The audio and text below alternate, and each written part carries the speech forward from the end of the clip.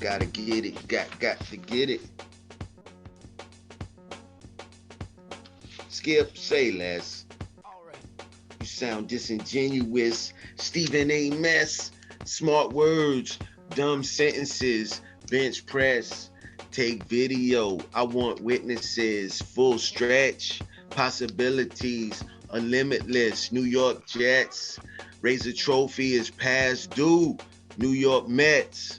I'm orange and you're blue. Shoot the J, break an ankle on the way. AI taught him, maybe harder way. My floor parquet, real butter wordplay. We suffocate, say we're tougher, obey. Get the championship one day. Hard training, one way. Focus, field day. String them up, it's a relay. Feet don't fail me. Pray for a coach. Like Don Staley, nod your head. Like Don Staley. Okay. Trying to get the words down, man. Trying to get it, gotta get it. Yeah. Top of the morning. Top of the morning. I was trying to find Khonshu in this book. I can't find this guy. And which book is that? Oh, the one that you're looking at now?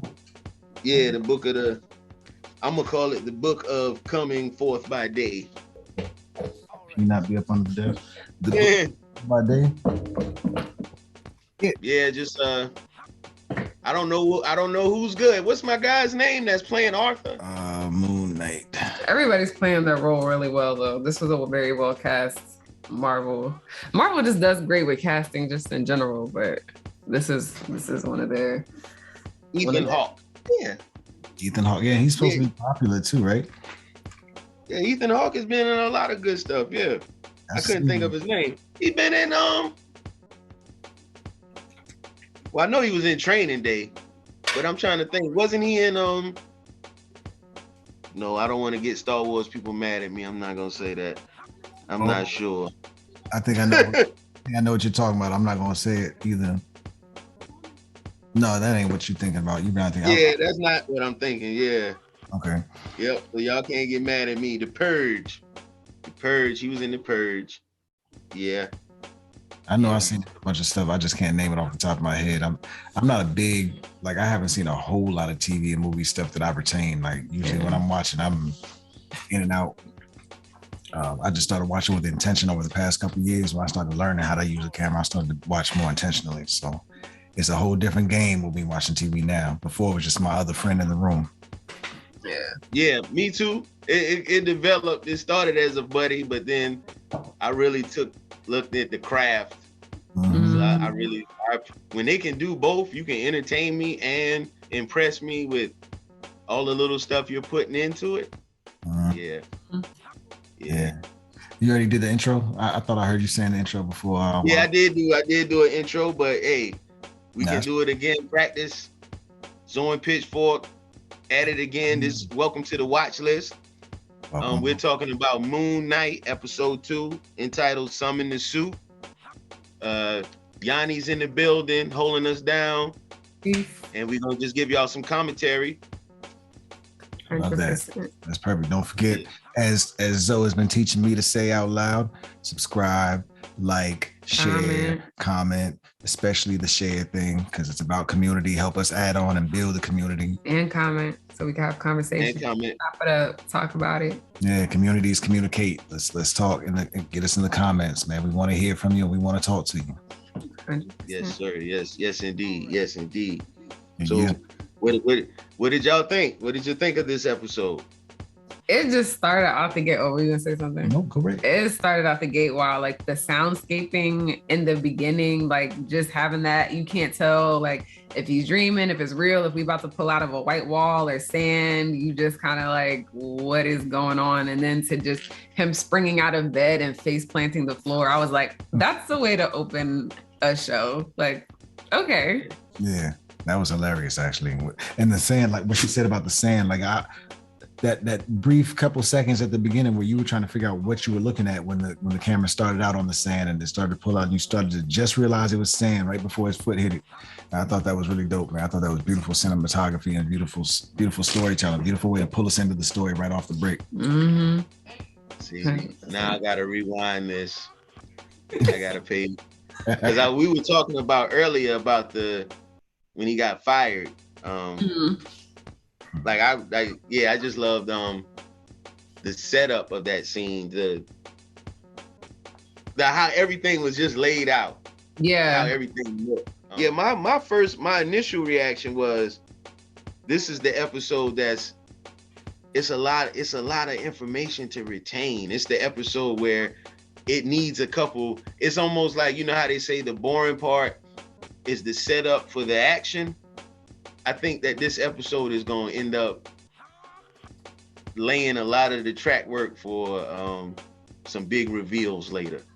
Yeah, and we got our Mark Spector episode. So we had, Steven having, full control, and then we end with Mark being like, nah, now we're about to, enter Mark's introduction and spotlight.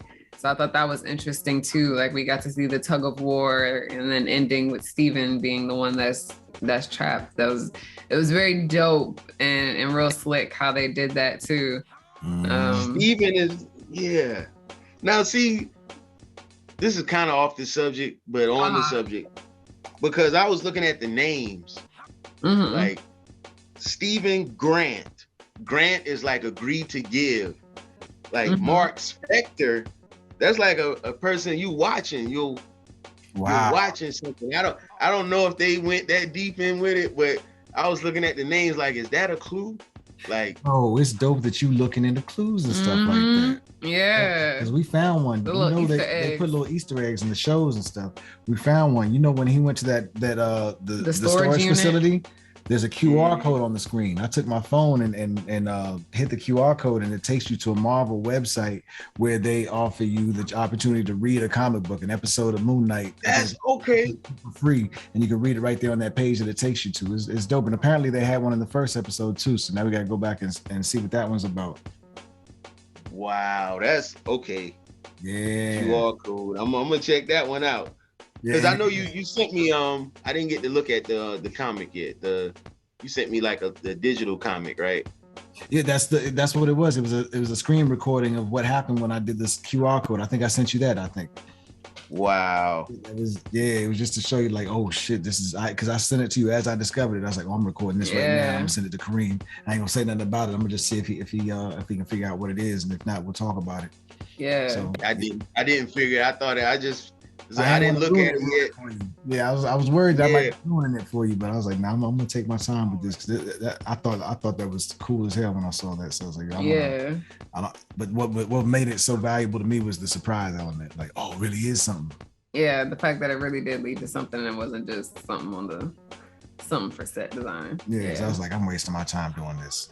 But then I was like, hold on, this is Marvel. This is what Marvel does. Just all their intentional placements of just like, they call it Easter eggs that you find tucked away in the show. I also thought it was interesting, like, since Mark Spector kind of got the upper hand by the end of this episode, Steven Grant literally was, like you said, granting. He really had to give back. Like, he gave away Steven. Like, when the guy at the museum, when he was getting fired, was like, yeah, we need all museum property, and pointed at his name badge, and he had to give Steven to him. It was like he was having to give Steven away, to leaving him on the table because of what was about to transpire the rest of the episode. Because the rest of the episode is both of them fighting and Mark winning in the end. And so Steven got pushed back. He got let go of, in a way. And he had to give it away again. Yeah. He had to finally grant he had to grant Mark access. Yeah.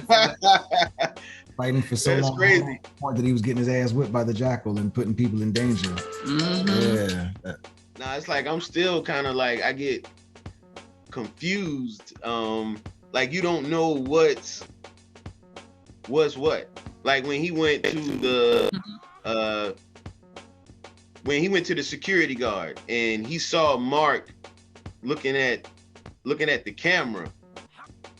Like I'm just the way the show flows sometimes, I don't know. I really don't, I'm lost sometimes. Like I know what's happening, like literally I know what's happening, but I don't know, like, am I awake? I think that's, and I think that's the point. I think they're really trying to drive home just like that they're bringing us into Steven's reality. Like Steven never really seems to know or have a full grasp on like what's real, what's not, what's happening, what's not. Did he do something? Did he not? I think they're really bringing us into that space and trying to really curate that feeling inside of us while watching it to immerse us into what Steven/Mark's reality is. Yeah, they want us to be confused and to be trying to figure out, like, am I awake? Is it a dream? Is it not a dream? What's really happening? Because they're going looking at the video, and then he's like, you're just running around the museum looking crazy. You're just running by yourself. And it's like, nah, man, it's gods were up in here trying to, man, I had the scarab. Like, yeah. And the fact that looking back, he's just like, no. Like, and watching him melt in despair, like, wow, like you can't even see it. Like, it's just me. No. This is crazy. Like, I felt so bad for him in that moment. I was like, no, not it being invisible to everybody but him. Yeah. And he's such a sad character because when he met the wife, Layla, like he was like, yo, I would never divorce you. Are you what? Yeah. Not me. Like that part, that was something else. That was another note I had. I noted that the Steven side of the Mark Spector split and whoever they'll reveal is the original identity.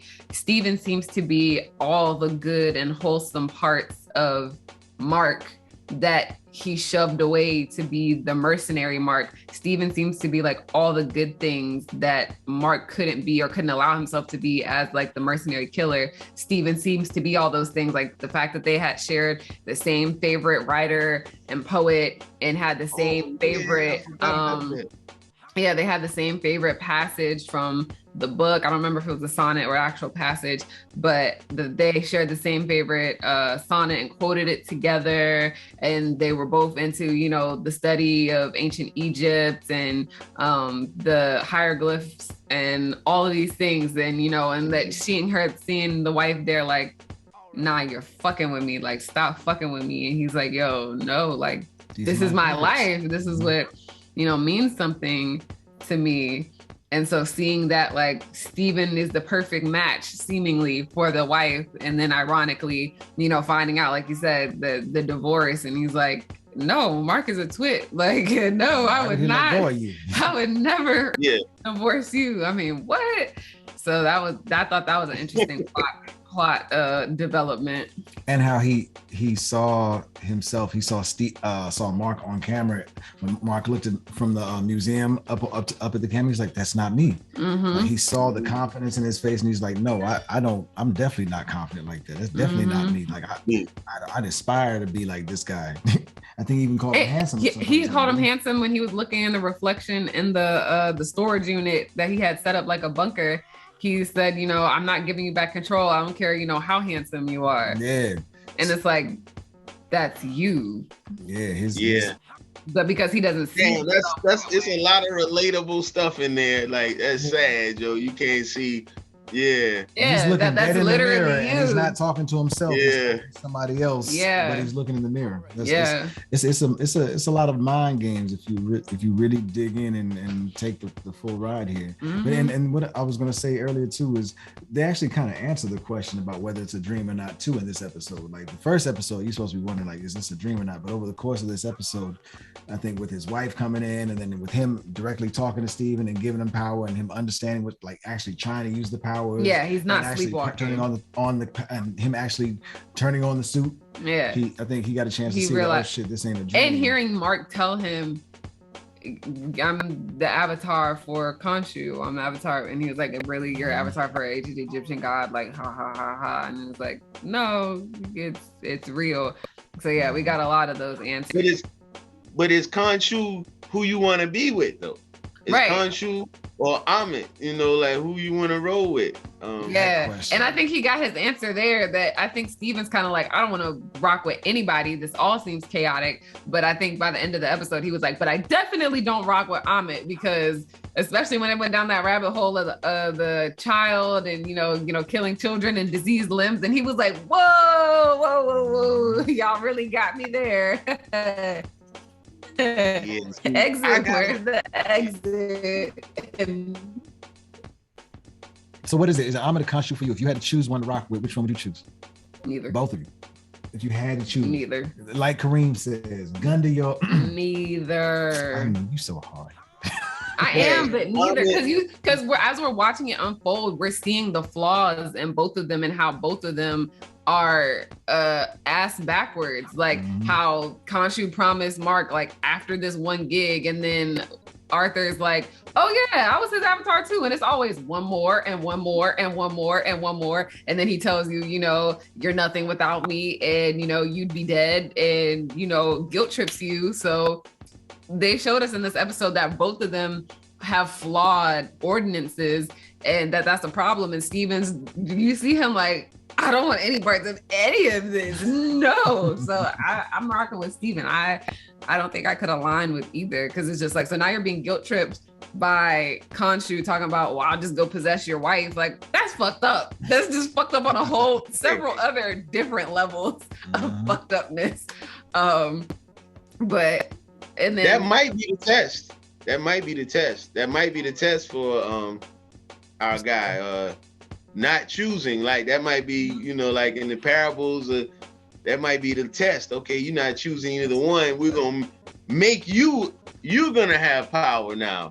Yeah, you earn the right now. Yeah, you walk your own path, so you're worthy. That's a dope idea. That's a dope. Because he was definitely fighting, and it's like, in that way, Steven seems to have more balls than Mark for being like, no, I don't want any of this. And he was like, I'm about to take all of this to the police. Like, he was willing to take himself out instead of having to deal with either one of them. He was like, I'm gonna take all this to the police, let them lock me up, fill me with a bunch of pills, so hopefully all of y'all get out of my head. And then even he said, I ate one piece of meat. Now I'm going crazy. He even looked at the gun like he was considering, like, nah, this is a problem and I don't want to be this problem for anyone else. And he kept saying, I'm not going to let you hurt anyone else. So I think Steven genuinely wants, like you said, he wants neither option. He just wants to be his own, whatever, just not attached to either of these things that he sees and realizes like, oh, something right in both of these parties. No. So, I mean, for anybody that's listening or watching, I guess, should we summarize, what the traits are of Amit versus Khonshu? Why we wouldn't choose? So Amit is, you probably do this better than me. Do you feel like doing it? I will butcher this, but Amit is one of the Egyptian gods of the Ennead. I believe there's 9 of them altogether. I cannot name who else is a part of that 9. Khonshu actually is not, or technically considered part of that 9 usually. I believe, if I'm right. But I know Khonshu is the moon god. I don't remember what, I think Amit, her job was somewhere around dealing with the damned souls, or the hearts that were weighed and deemed unworthy against the feather scales. So that's traditionally what she is. But in the show, the guy who was being her avatar is using the scales to judge people preemptively, as well as those who have already committed crimes. But his goal is to more and more essentially do weeding out of darkness or badness or problems before they arise, which was Steven's issue with his rule of thinking, his rule of thought. Now who's that? That's Amit? That's Amit. So that was... Gun to my head, I think that's what I'm going with. Gun to my head, I'm going with Amit. Okay. And then... Just gun to my... Only because the gun is to my head. Yeah. See? And then... he played the game. Yeah, no, I'm not playing the game. See, and then Khonshu is the moon god, and in this show, he seems to be playing the part of the vigilante and is using his avatar to enact justice, but after something has been done, or after someone's had a life of terror or causing harm to others. So he is on the back end enacting what he believes is justice to those who were undeserving of what was done to them. But there seems to be flaws in both, because he's still going out and having Mark, like kill people, massacre people, and doing whatever at all costs to roll out his mission and plans, which have not yet been revealed to us in the show. We've seen more of Amit's plans via Arthur versus Khonshu's plans via Steven or Mark. We haven't really gotten to see much of that yet. But Steven seems to be finding flaw within both parties, because he's just like, I'm not here for the killing, I'm not here for the fighting, I'm not here for stolen things, I'm just not here for any of it. So yeah, in a nutshell, don't drag me in the comments if I got something wrong, please. This is just my generalization and what I've gleaned from our first 2 episodes. You did so many times better than I could have even thought of doing. Hey, drag the comments. We need comments. All right, dragon. No, don't drag it. Please. But yeah, because that helped me out. Because like I said, I'm gonna watch it again. Yeah. I think that's kind of the value of this. It really is a lot. Yeah. I think that's the value of these conversations, is we all get more, we get a better understanding of it, we get more inspired to look at it now. And I think this is one of those shows that's worth watching like that, if you can really understand what's really going on. But just watching it like a regular old show, I don't think it's one of those shows that you just watch like that. I as a matter of fact, I heard somebody saying that, I don't know if it was somebody from Marvel, that's big on the production team, or somebody that like does the analysis of the movies and shows. Somebody said this is kind of like what Marvel wished they could have done with the first Iron Man. Like they could have done this good of a job developing the character before really unfolding the MCU. So this is supposed to be a really big deal. Like you can look at this show. I think I saw New Rockstar talking about this, so let me make sure I'm not acting like this is my idea. They were saying, you look at this show, the budget of this show, you can tell is much bigger than the budget for Hawkeye, which just came out, which was the last show that came out on Disney Plus. And not shitting on Hawkeye, because they still did a phenomenal job given the parameters that they had to work with. Like they really did make him a much more likable character, especially since he seems to be the Antichrist amongst the MCU. Nobody likes him. The cinema MCU, not comic wise, but in terms of the franchise, they really got to play into his comic side more so, and just beef up his character and give him a more lovable, likable thing. But that was the tangent. And they also played into how they know that the fans are kind of down don't like the Hawkeye character, or the non-fans down the Hawkeye. And I'm sorry, shout out to Jeremy Renner. You're a great guy. He does not deserve the drag.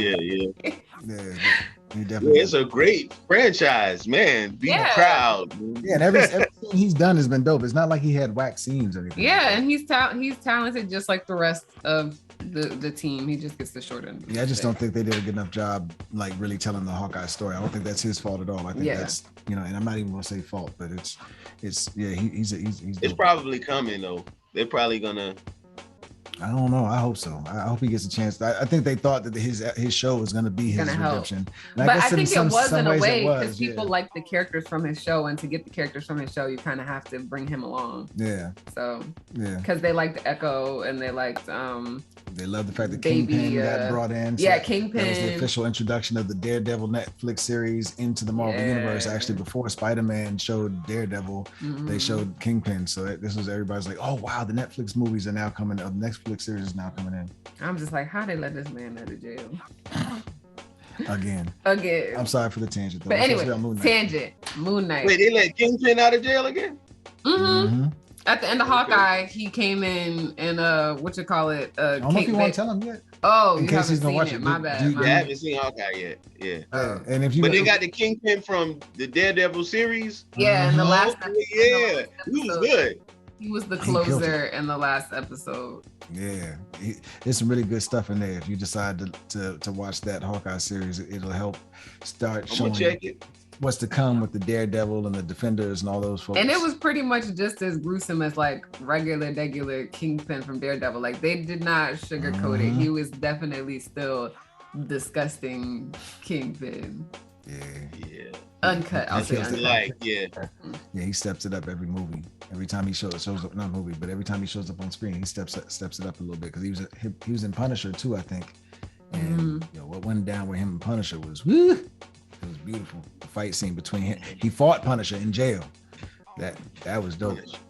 Hardcore boy, Punisher. That's my guy, yo.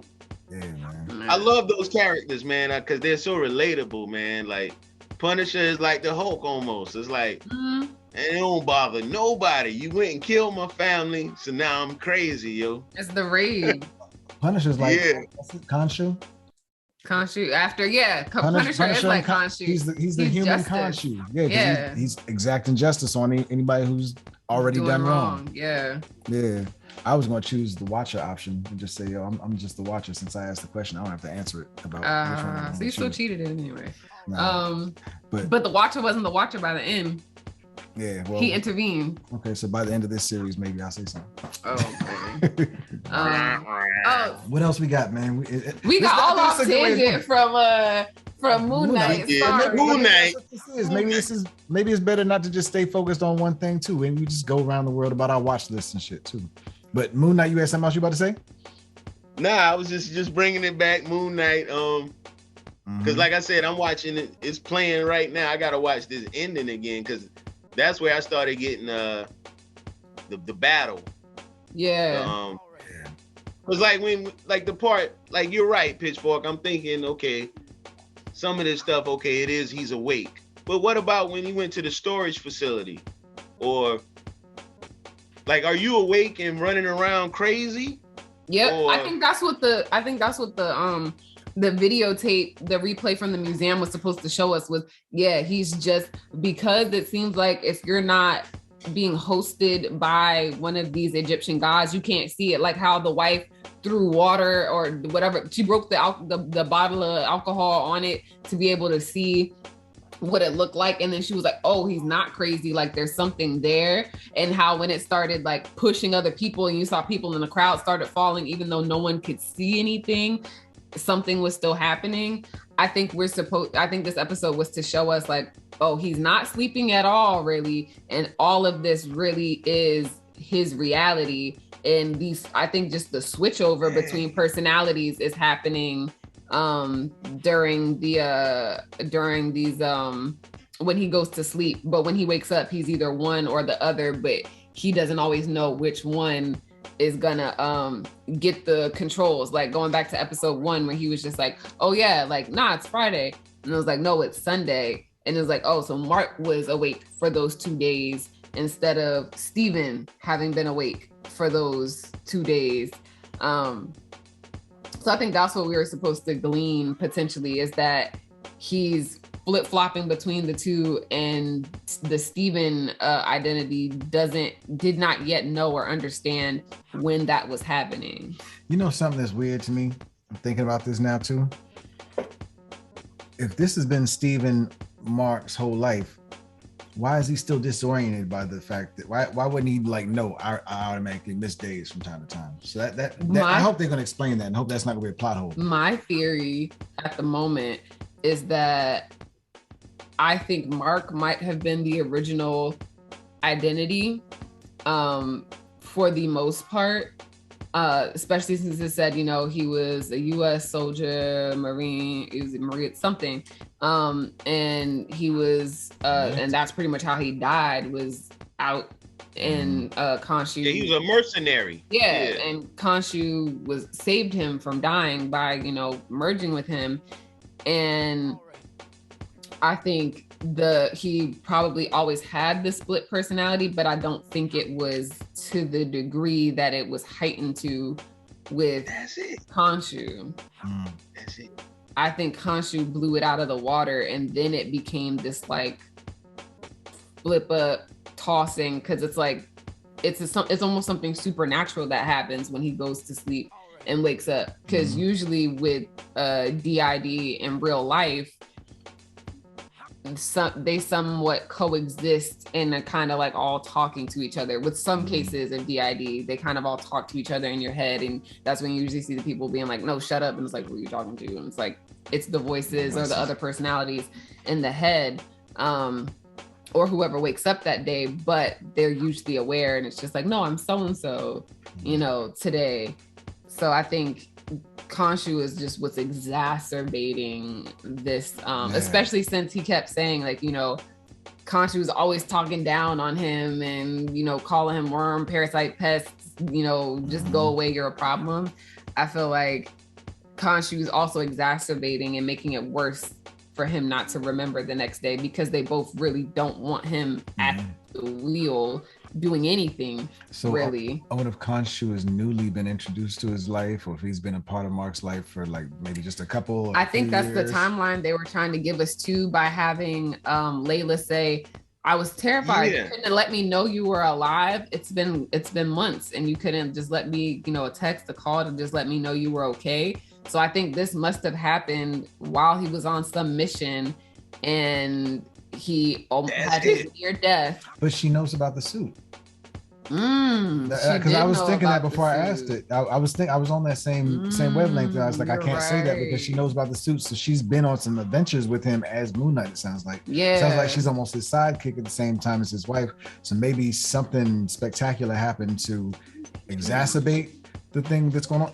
It is around 2018 right now, around the time of, in the MCU, the snap and the blip and everybody coming back. Everybody coming back. Maybe something around the time of the snap caused something. Maybe the snap caused his personalities to fracture worse or something like that. Because he did survive the snap. Yo, what if one of his personalities died during the snap and the other one lived? That'd be some real shit. Hey, all I know is Disney Plus. Y'all need to cut the check. Yani, you really brought me up. Like I'm kind of like I got a better understanding based off of what you said. When I rewatch it, I have a better feel, because like the timeline. Like I'm thinking that too now. Like maybe when the mercenary, like you said, he was about to get killed, Khonshu made the deal with him. Boom. And then with that disorder, that's when, he had to rely on Steven more to deal with all the extra stuff he's dealing with, as, all this crazy stuff. I also think as a means, not to cut you off, I also think as a means to blend in, because you can't just walk around as Mark Spector if you're a mercenary bouncing from place to place. That's gonna cause some problems if you are a known, like how Arthur was like, I know you, mercenary. It was like, if that's who you are and you're known to be, you can't just be strolling out and about as that self. So I think Steven might also be helping him to cover and to exist in the real world without stirring up problems everywhere he goes too. Yeah. I wonder how much sleep he's actually getting too. Like, I wonder if each personality switch is also a way for the other personality to kind of sleep in a sense, so that they're not going crazy. So like, I don't think how they left the end of the episode. I think probably not, because Steven was like almost having a panic attack, and Mark was like, just breathe, you get used to it. Just, deep breaths and just, try to chill out. Yeah, so Mark's probably not sleeping much during while Steven's on duty, is what you're thinking? Yeah, and Steven's gonna have to get used to not sleeping. And like we kind of gleaned, it seems like Mark makes a concerted effort to keep any reflective surface away from him, so that sleep really is the only way that the transition can happen. Like how he stomped him out in that churchyard. He stomped out the mirror in the churchyard, and then how in the container unit, it seems like he had the walls matted almost, so it was hard to see a reflection in the walls of the storage container that he had.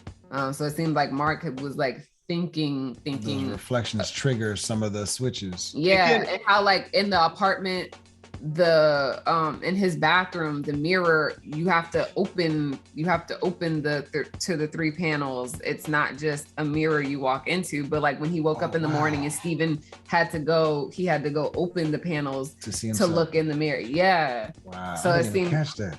I didn't until I just said it right now. I was like, oh shit, yeah, that makes sense. It does seem like Mark is making a concerted effort not to see reflections. And that's what he said too, when Steven was like, let me out. And he was like, you know, the reflections make it easier, but he was just like, you know, yeah, once the one is in control, it's really hard to, you know, make the switch. And you saw Steven like going like, I'm trying to do it, you know, and he was just like, yeah, sorry. The reflections make it easier to make contact, but yeah, you really are just like a fly on the wall. And then he said, you know, most days it's going to be hard to even be that. Yeah. So that's interesting. Man, I got to really rewatch this episode. Yeah. With your insight. Yeah. But I think that's the whole benefit of this thing. I just love good cinema, good TV, and how they're bringing so much more cinema-like confines, or not even confines, but cinema-like structure to a lot of these TV shows. It's just I'm a kid in a candy shop with this. Yeah.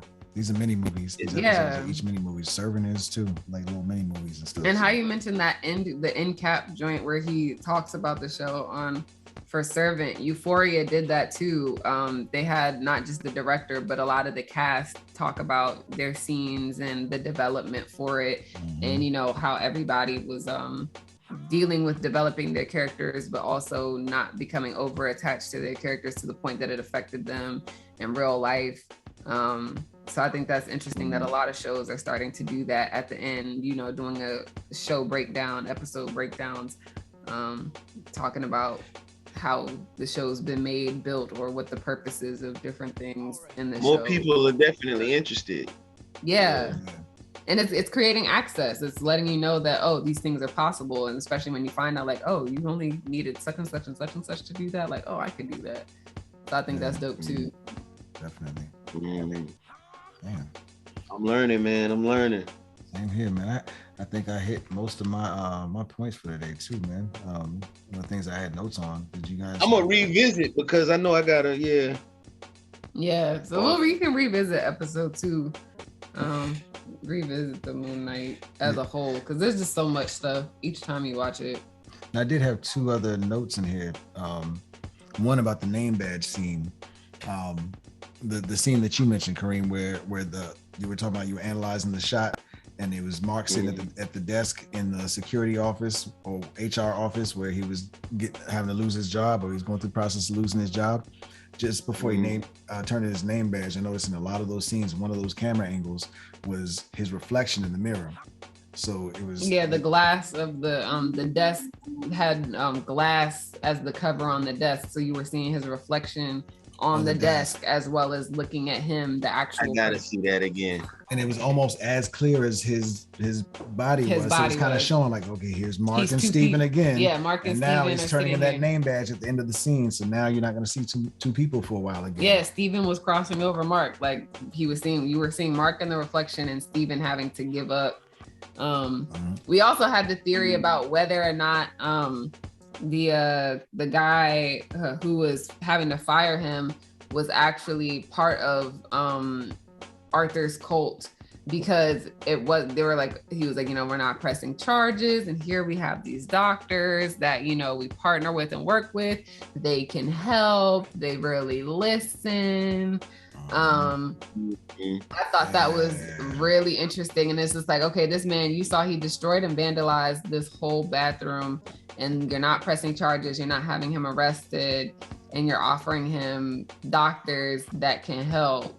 All you want is his name badge. Yeah, it's like, just give me, you know, your name badge and, you know, have a good day. And then at the end, when he was like, you know, I know I'm not supposed to say this and people use it too loosely too often, but just know you're not alone. I was like, I don't know. I feel like there's something to that. And it might have been nothing. Well, no, because Arthur had all those people at the museum kind of under his control for that one scene. Yeah, he had several episode people. 1. So that sounds. So I thought, reasonable. I was like, you know, and then the cops being plants too. Mm-hmm. Yeah. So yeah. Well, see, I look at all that stuff as the system. Like you're with them. If you follow the rules, then you in the club automatically. I had a couple other notes about the foot tie. The way he ties his foot when he sleeps. Is it for safety or is it for some other reason? Because like when we first started watching episode 1, we thought he was tying his foot to the bed. And I think that's because Steven didn't understand that Mark was happening. I think he was trying to prevent himself, like, because that's what he keeps telling everybody. He was like, I have a sleeping disorder. I have a sleeping condition. I think it genuinely was to stop him from getting up and doing anything or going very far. Like, I still think just like the sand, just like the locks on the door, but I also think it's a representation of his imprisonment too. Like, he's chained and bound and imprisoned by this split dual personality and by his, unbeknownst to him, attachment to Khonshu. Yeah. You know what? I see the symbolic meaning for that, but I'm like, and it seems like, getting getting physically hurt or traumatized seems to help snap him out. Like when he fell out of that building in episode 1 with his jaw and woke up as Steven instead of Mark, who had clearly gotten him there.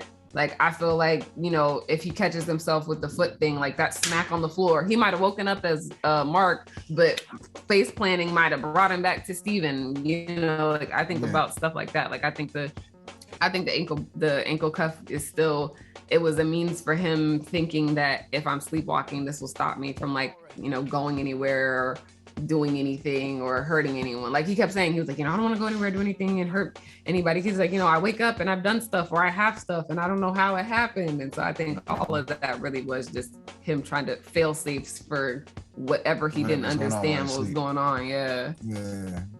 It only made me think of it because this is the time he ran out of bed and then it caught him and you actually saw it in action. It caught him out and made him face plant. So I'm like, I wonder if he's doing it to keep himself from hurting himself because he's face planted before a number of times and he was trying to do it. But that your breakdown actually makes it a lot deeper. So I like that idea. Yeah, I think it's just like you can't go too far if all these things are in place. Like the sand should wake you up, or your thing being cuffed should wake you up, or like having to unlock a whole bunch of doors. Like I think he was just trying to make it difficult for him to do whatever he didn't understand was happening while he was asleep. I think he was just trying to make it harder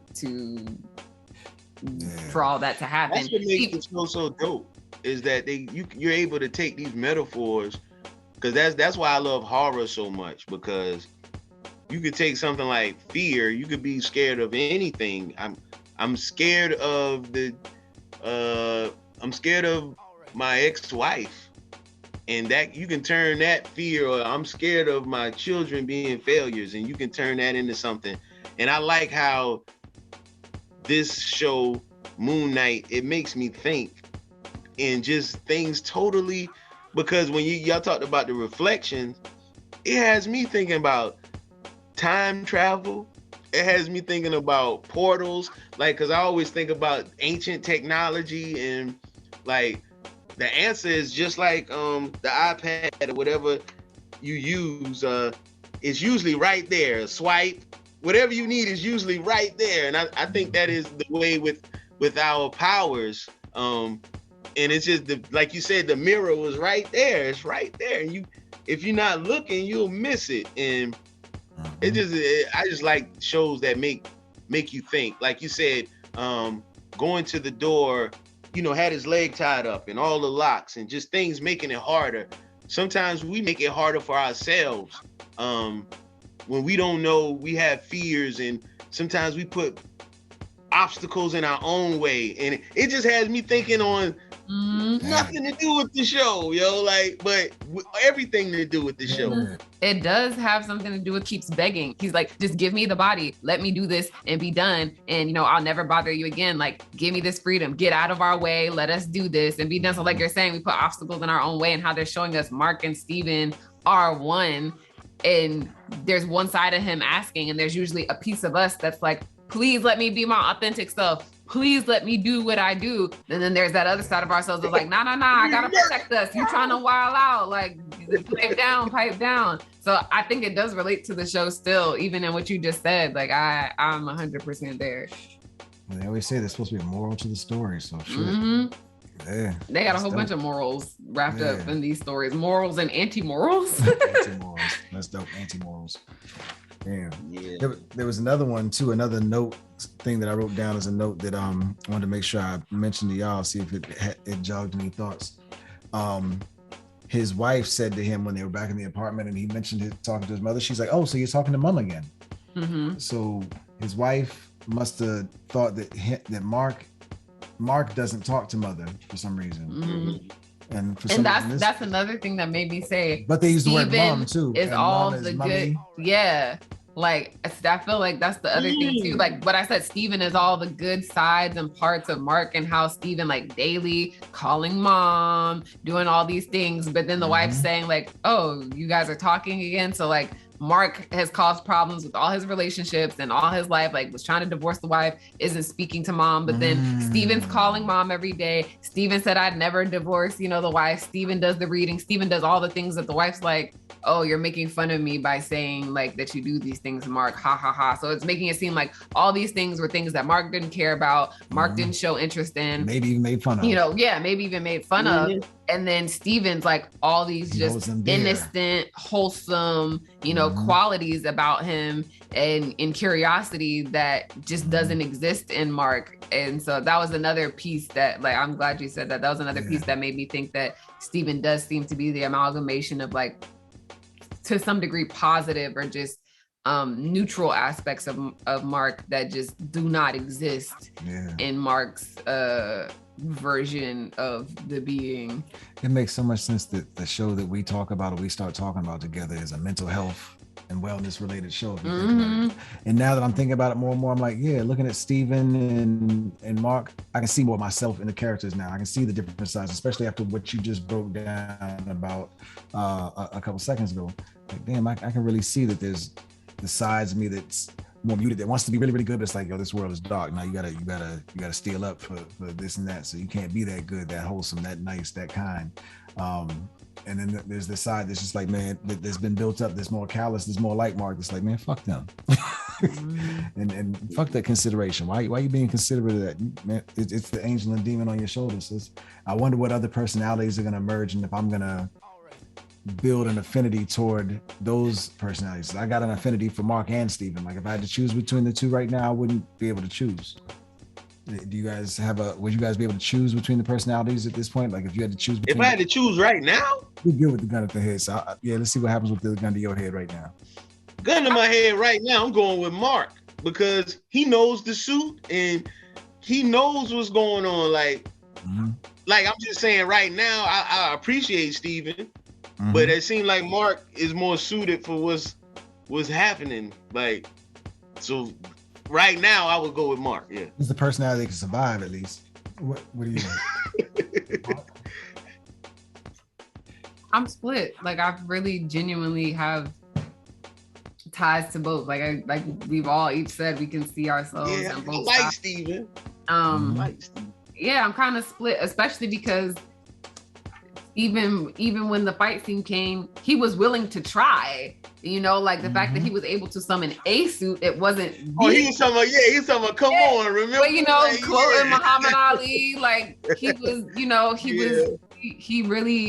he tried and he was willing, and then saw his wife, not wife, Mark's wife, however you want to call it, and was like, nah, don't touch her. Like he at least had the heart to attempt to, show up and try to figure it out. Cause I think that's the only thing that I think really has Steven in a foothold is the fact that he just doesn't know what's going on, but he has the mind to understand and be figuring it out. Like, whereas Mark seems to just be like, I'm doing this cause I have to do it. Steven actually cares about the information, the archaeology, because we kind of gleaned from that conversation he had with the wife that she was just like, oh, since when do you read about the hieroglyphs and why do you have all these, ancient Egyptian texts and, things of that nature. It was almost like she was surprised, like this wasn't stuff that Mark was into and that Mark was just doing these missions with her, but it meant something to her in a way that it just didn't it seems like it didn't to Mark. So I think that's another toss up of like, I see the benefit of both of them. Like, yes, Mark has the tactical survival skills, but then for what Khonshu seems to be trying to do and what Khonshu is related to, which is all this ancient Egyptian history, that's Steven's obsession. Like, he wanted to be the tour guide at the museum. He was telling the girl about the mummy. Maybe it is just one. It's like we can't pick.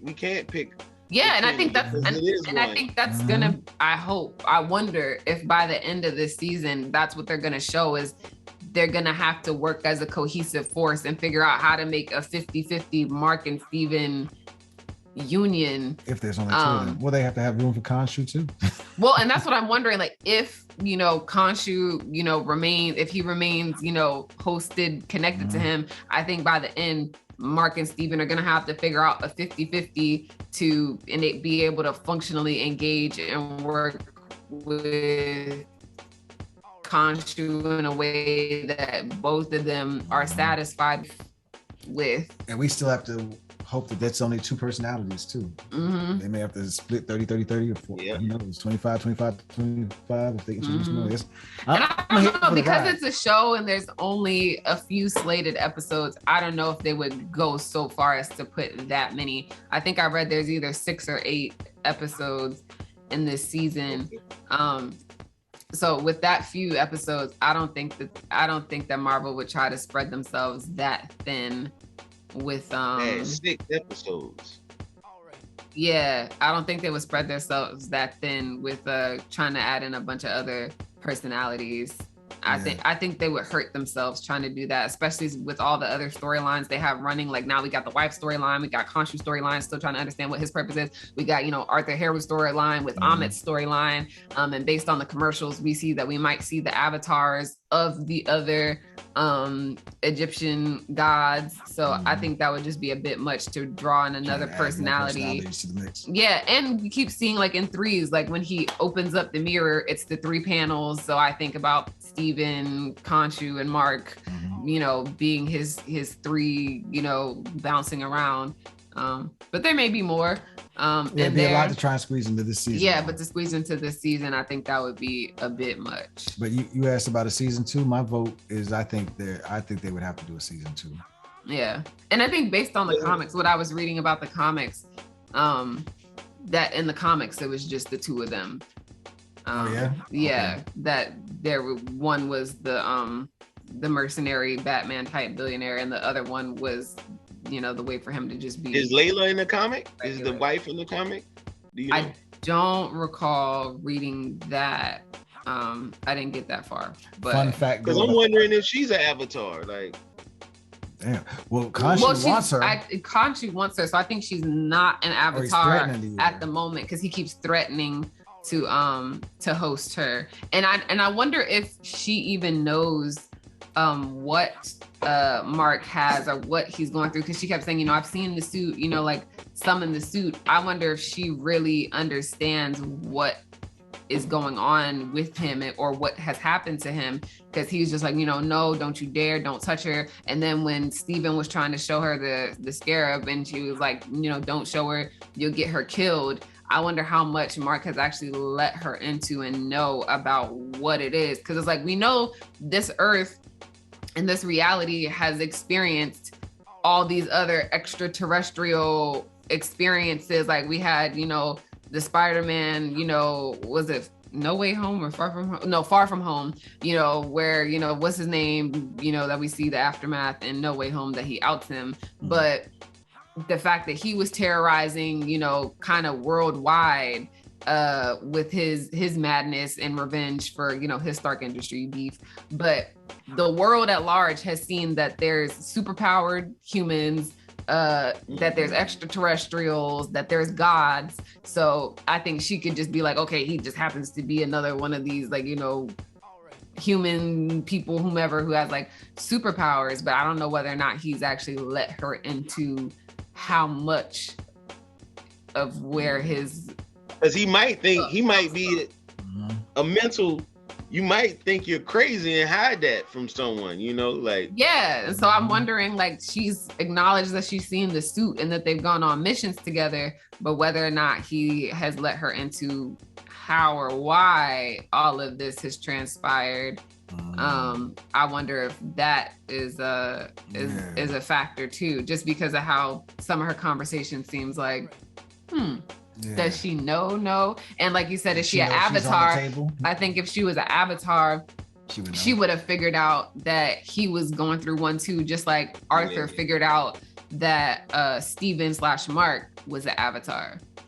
And speaking of how you asked if Layla was in the comics and bringing up Arthur, apparently we learned that Arthur was only ever in one comic book in the history of the Moon Knight series. He was just a character that was there for one episode. So there may be something interesting about his development over the course of the show here too, that doesn't tie into the comics, but that'll probably make comic people excited. I would imagine Ethan Hawke is a big actor, so I expect him to give him some good parts. Yeah, completely off topic and unrelated, but his wife reminds me of the woman, the actress who played in Falcon and Winter Soldier, the leader of the it wasn't the hand, but they were using the handprint as their I know you're talking about, but the leader, the logo. Carly. Yeah, Carly, who was in Falcon and Winter Soldier. She was kind of like they tried to make you feel like she was the villain, but she really wasn't. I remember. Yeah. They were chasing her at one point. Yeah. She his wife kind of reminds me of her, and it might just be the curly red hair. That might be it. But yeah.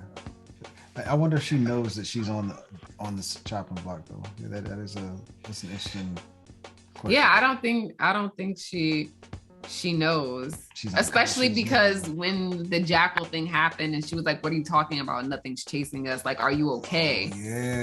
It took her throwing the bottle at it and seeing that something actually seeing the bottle broke and that the liquid poured out. And then she started like trying to help him because she was like, oh, there's something there. He's not crazy. Yeah, I think she knew that it was there. I think she just realized she couldn't see it. I think she didn't realize it at first in the room. Yeah. I think after he was down on the ground and they were. How did she get down there so fast too? Yeah, they didn't show us. She had to get past all those bad guys to get back down there. Well, because I think they were ignoring her after the fact because they saw her hand over the scarab. Yeah, they must all ran outside too. Oh, one other thing we had to talk about too: the suit. When he called the suit for the first time, he called what's called the Mr. Knight suit. Apparently, there's a storyline in the comics that was, I think it was a graphic novel where he uses that suit for that series. The one that Steven summoned. Yeah, and he's more of a detective, kind of like Batman. Again, then other Batman. Yeah, when he broke out the battle, I call it like a battering. Honestly, it reminded me of The Mask. When from the movie The Mask, that's what it reminded me of when he puts on that all white suit. That's the tuxedo, the white tuxedo suit. It reminded me of that scene from The Mask. They probably drew that analogy purposefully too. Now that I think about it, we might need to watch The Mask to see. And the way that he kind of stood up and did that spin in The Mask, like when he was in The Mask, like he was infamous for those spins and like the chaotic energy and how he catches himself in the mirror and Mark's like, I think that's what are we wearing? I bet you it's on purpose because that headpiece looks so much like the mask. The Mask. That's exactly that was the first thing I thought. I was like, they're paying homage to The Mask. This is so The Mask. And Marvel's famous for doing this with their TV series, like with WandaVision, how they tied it to all the different like the I Love Lucy's and the Full House and all that. Several of those. Yeah, several of those. Falcon and Winter Soldier was supposed to be themed like an 80s cop TV show. You know how they had like Miami Vice and the partner cop shows and stuff. So maybe they're modeling this Hunter The Mask. Yeah. Hunter. Yep, Hunter. Exactly. So come on, man. I thought that was hilarious. I thought that was really interesting. And something else that's interesting too. I wonder if he has the powers, whether he has the suit or not, because when he fell out of that window and he broke his jaw, he didn't have the suit on. Yeah, he just snapped his face back in place and he was all good. He was talking and all that. So there was no signs of a broken jaw. And then in this one, when he fell out the window, he hit his face on that pole before the suit even came. Yeah, I was like, he should have been knocked out cold. He should have been out cold. His pole when his face hit that pole. Kabong on that. So there's a lot more questions that are coming up that will have to be answered through this too. So that's probably. And I think they did kind of answer that. It was just like, when he's because of Khonshu, he's just kind of like hyper attached, almost like he can't die because Khonshu has, is keeping him alive. But if he couldn't die, then he had no reason to run from the jackal. You know what I mean? But again, he was Steven, and Mark was just like, I can save us. You're not going to die. No, You're but Mark okay. is the one that ran. Remember, Mark took over the personality, and then he did the running across the rooftop, and then he did the jumping from one rooftop to the other. Right, but remember we said that seemed very intentional, and he went to kill the jackal because he had to do something with it because the jackal wasn't going to stop hunting him. So it's like you had to do something, but he wasn't. Could have killed it with his moons. I mean, he did it in the bathroom. I think this was just another way to like showing a different sort of action sequence instead of showing him doing in the moons again. Because that's what we see in that first bathroom sequence is he puts on the robes and then turns around and we see him, doing what he's doing, tearing the jackal apart. Yeah, well, I'm trying to make sense from the character standpoint. I know. I'm saying from the showrunner's point of view. I know the showrunner's like, yeah, we got to show you a dope scene. But that's what I'm saying. From his point of view, I think you can't separate the two, in my opinion, because to keep an audience interested, to see him kill the thing the same way twice, kind of like in all the Marvel movies, they never really show us an exact fight scene the same way or from the same angle more than once. Right. They show you that to keep you interested. And then I think also kind of tying into the show is kind of loosely based around religion since it's focused on Egyptology, and that was a way of living. Like they talked about the Ma'at, like that was a way of living, and for some people who do not practice would potentially consider it another strand of religion. And he pierces him through, almost kind of how we think of werewolves, vampires, pierce through the heart to kill it dead or whatever. I think it kind of plays with that, and like how you say it pays homage to other shows and things of that nature. It very much so reminded me of Underworld, like seeing Khonshu stand almost like what do you call those statues that you see on top of old churches and buildings. Gargoyles, like it reminded me of gargoyles. So it definitely felt reminiscent of some other scenes I've seen in other movies like Underworld, and what's the one with the vampire werewolf series with the lichen and stuff like that. That's Underworld. Oh yeah, that's Underworld. I was thinking, I always get Underworld and Resident Evil names confused. But yeah, it reminded me of that, and just kind of paying homage to other ways we see in other movies and theologies about how to kill a certain type of beast. And then it took they took them the time, like the church bells. It gave them a moment to expand the show, I feel like, in a different way versus just having him kill it there. And then also it was in front of and around a bunch of people, so he also drew it away from he drew the fight away from people. And maybe that's it, just to draw the fight away from people. So I think there's several ways you could look at it. Like he drew it away from people, he drew it away from his wife. Like he didn't stay, especially because Mark wound up, being the victor, and Steven wasn't able to come back out. And Steven, clearly was checking for his wife, but Mark made it obvious that he had been trying to avoid her and keep her away. So it also made sense for him to take the fight elsewhere also, so he could just walk off and not have to go communicate with her, since he really is trying to just keep her out of all of it for, what he's calling her safety.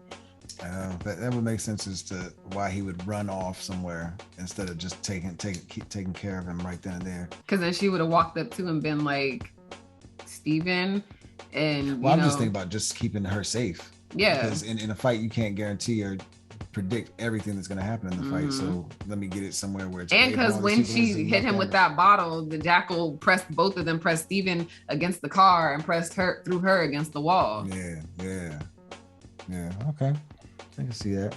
So that means he's invincible at all times, is what you're thinking. Potentially, well, almost especially because like the jaw thing, or just that it would take a lot to take him out. Like one of those, like you'd have to rip the heart out, or bullet to the head. I think it's one of those. Like while he's got the host of Khonshu, I think he's kind of like Steve Rogers almost. Like he's got the super soldier. So why does he need the suit then? If he's, I think it's probably like the super soaker thing, like like. And I'm not asking because I need an answer. I'm just curious. Now. I think just my thoughts off top. I think it's one of those, like it amps up his power and, you know, protection. Like when he's all wrapped up in the mummy stuff, it's harder to get, you know, nicks, scratched. And there was a gold armor that came on. Like I think it's just, you know, more protection. Like why the gladiators wear, you know, extra protection. Yeah, helps you last a little bit longer. Okay. And I think Black Panther has the power, but when he has the suit on, he's even stronger, he's more impervious, and he has extra power. More protection. Okay. But I also think too, it could be like when Stephen is like how they say a fool and God looks out for fools and babies. Mm-hmm. I think that part of it might be as Stephen going through these things, you have to go through it so many times, looking buffoonish, looking almost getting killed, almost getting destroyed, almost so many times before you wake up and realize, oh man, it ain't almost. It's like I'm destined for something else. And I think sometimes the suit can just represent, so you know who I am. I know who I am because I got the suit on.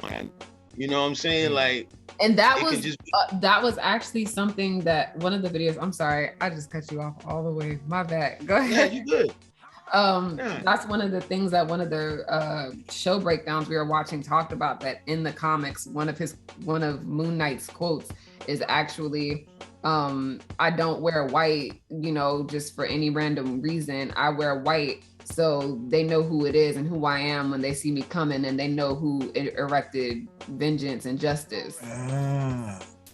Okay. And they, you know, they're like, you see the light so bright as the moon, you're not confused as to what happened. You know who it was. You know it was me. You being able to retain this stuff is amazing. Ooh. All this. I'm excited. It's just stuff that. Yeah, I'm excited too, man. I definitely have to watch this episode again, the latest episode, especially the second half. I missed a lot. I missed a lot. Just listening, I missed a lot. I gotta watch again. Yeah. We'll be doing the same between now and next Wednesday. Watching again just to kind of catch them and really get immersed, because I think this is helping us do this better too. So this is fun, though, man. I'm excited for Watchlist. We got a bunch of shows. I'm excited too. We're doing. Yeah, we want to thank y'all for tuning in. Zo and Pitchfork, Yani in the building, Zen in the building, and we just appreciate y'all. Zo and Pitchfork.com, DragonsPitchfork.com. Just hit all the links. Subscribe. GRYSKLL.com, GRYSKLL.com. Grab some merch to help support the mission. We can use every bit of assistance we can so we can keep building this up and doing more and more of these things for y'all, man, and with y'all eventually too, which is the goal. Support. Yeah. All right, Chief. Peace. All right. Y'all have a good one. Peace.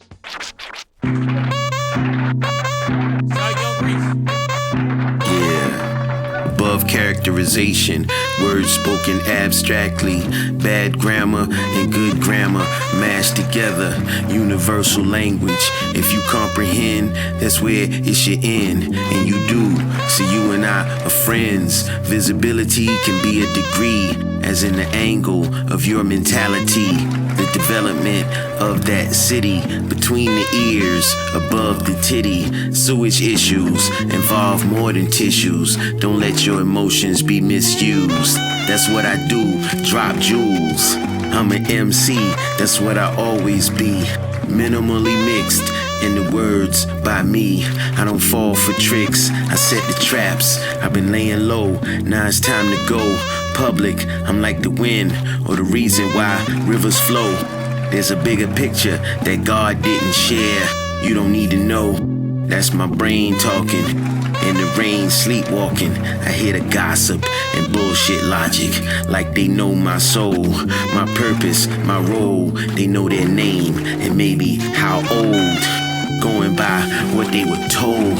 I say eeny, meeny, miny, mo, break the rigmarole.